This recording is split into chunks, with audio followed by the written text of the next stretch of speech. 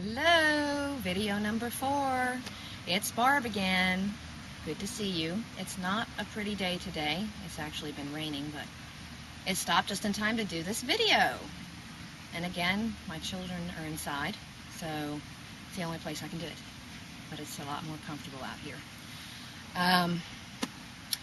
We'll start off as usual, thanking God for this opportunity, thanking Him for the time to do this and all the people that are viewing, and we just bless His holy name and thank Jake at ASA for putting the link up, and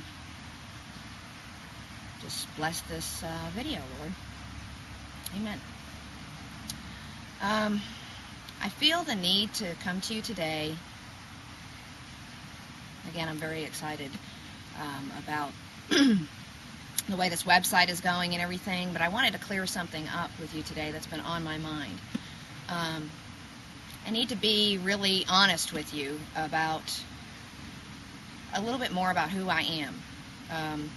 You're on the video and you're looking at the forum and you're seeing me post all these positive things back and forth, and I've got a lot of negativity in my life, to be quite honest with you, and I yell at my kids.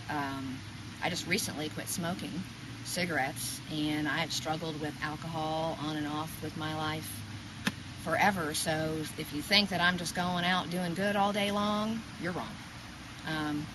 I try to pick myself back up again and ask God for strength, and the things that I've done that are good that you see are solely His doing, not mine. I don't have the capacity to have the willpower to do the things I've done, and I don't have the heart to do it on my own. God gives me all that strength to do the good things that I do, so I want to make sure that you know that you don't have to be perfect to come before Him. You don't have to be going around quoting Bible verses and singing hymns, whatever, however you even say that, I don't even know. It's all about being vulnerable and being torn down and saying, you know what, I can't do this. I'm not capable of doing this. I need help. That's how I've come to where I've come. So if you see any positive encouragement that you like and you want to have, it's because I've been stripped down naked before. Stripped down naked to nothing. And I really truly believe that's when you find Him, because you know what, you're always searching on your own, in your own head. Oh, how can I fix this? You always have the strength somehow to keep trying and digging and digging and digging for something new that you could come up with. Well, when you don't have nothing left, your family's left you and all that, because those things have happened to me in the past when I was younger, there's nothing left but God, and that's where you get power. You want power, you want strength to do wonderful things. I'm not talking about things that are not good and all that, but you want power and want strength, real power and real strength, let go. Let Him do it. Let Him give it to you. And let me tell you something, I am more secure with myself than I've ever been, even in my 20s. I'm going to be 36 years old next week. I feel more secure than I ever have. It's because I let go and it's not about me. So that's what I wanted to clear up first and foremost. I think that you really, really need to know that I make mistakes every single day. Not that you didn't think I did, but I make mistakes every single day, and I cuss, and I've done things that are just horrible and I feel bad about, you know. But the enemy uses that against me too. Oh yeah, you could feel terrible, you're a terrible mother, you're a terrible wife, you don't support your husband or whatever. Bunch of junk. Bunch of junk that the enemy tells me, and bottom line is God is there for you. He knows you're going to make mistakes. He knows every mistake you're going to make. So I wanted to come at you with that first and foremost. And gosh, I was talking to my dad the other day on the phone, and none of you know the upbringing I've had. I mean, I have a few friends that view this site and everything, and they know where I come from, and I don't want to get into details because they're just gross. But you would even wonder why I speak to my father if you knew the details of things growing up and everything. But he was mentally ill, and I forgive him for everything that he's done and everything, and I speak to him. He is my father, and I honor him, and I know that he was ill. So I was speaking to him and asking him, because let me say this. I am so much more patient with all of you than I am with my immediate family. I expect so much from my immediate family, and I could be so hard on them. You see this kind person coming across the video screen. You see, all this patience. I'm not that way with my family. I'd hate to say it, but I can be pretty bold is a good word. Well, that's a nice word to use. It's not too aggressive. I can be pretty bold. And I was asking my dad, because he just lives in this by himself doing nothing. I'm like, when are you going to get motivated to do something, And he said to me, Barb, I feel like the next time I talk to you, I'm going to have quit drinking and taking my pills and smoking, because he's into all this kind of stuff. And I think I'll have it together the next time I talk to you. And I said, that's not even what I'm talking about. I said, Dad, if you want the strength to give up that stuff, go to God first. Don't clean up your act first. You can't. It is not, we don't have the willpower to do that. Maybe for a time being you do.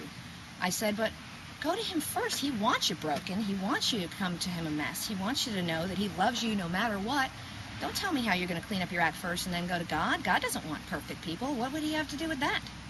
He wants the people who have problems, people who don't know Him, people who don't have a good relationship with Him. He wants you to come closer to Him and to be His friend. And how do you become friends with somebody? How do you become a best friend with somebody?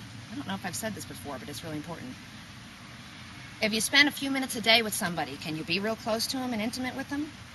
And I'm not talking about being in church all the time. I mean, okay, so I have a best friend. I see her once a week. I talk to her maybe 5 minutes a day. Am I really going to know her? I mean, am I really going to have a positive relationship with her and a deep relationship with her, or say a mate for that matter? If your husband's working all the time and you see him once a week for like 20 minutes, what kind of relationship's that going to be? So I want you to press in and not think you have to have this clean-up act to go to God, and spend more time with Him and realize that He's forgiving and He understands and He knows everything that you're going through, and you just don't have to be this perfect person to come to Him. So that's probably the main stuff that I have to say. Although I did get a letter from somebody today that just brought me to tears, and I got a private email from somebody that told me that it's getting me all choked up that their wife, her name was Barbara, and she died of breast cancer in 2004, and that his spirituality and my videos and his children and his grandchildren are what keep him going. And to have the courage to not be mad at God, I don't even know how you get there, But I do know that being raised in a very, a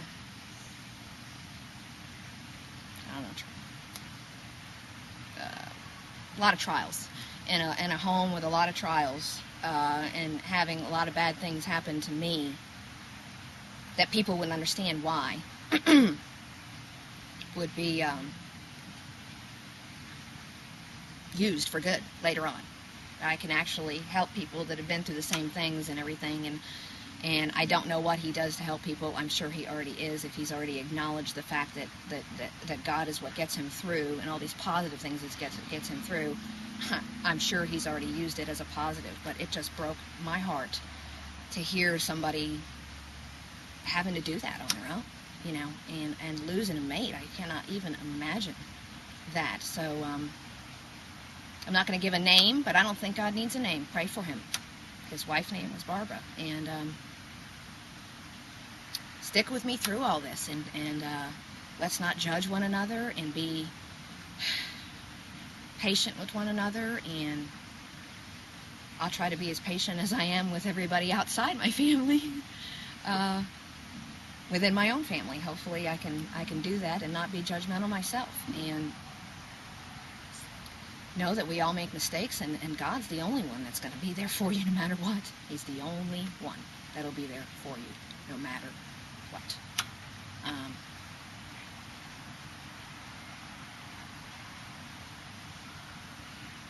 there's anything else to say. One of my favorite verses, and I don't even know which one it is, but it's "Fear not, for I am with you," and just know that He's with you no matter what. And I hope y'all are blessed, and